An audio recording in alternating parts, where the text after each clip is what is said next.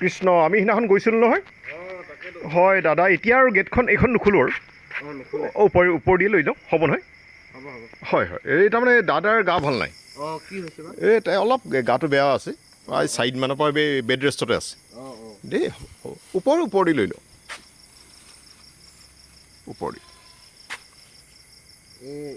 এইটো শনিবাৰে গৈ অহা শনিবাৰে হয় কৃষ্ণ কৃষ্ণ কৃষ্ণ কৃষ্ণ 7 জুন হ'ব 7 জুন নহয় 7 জুনত হয় হয় হয় আপুনি নাতি নহয় সিদিনাখন লগ পাইছিল নেকি বাৰু হয় হয় হয় ভাল নহয় বাকী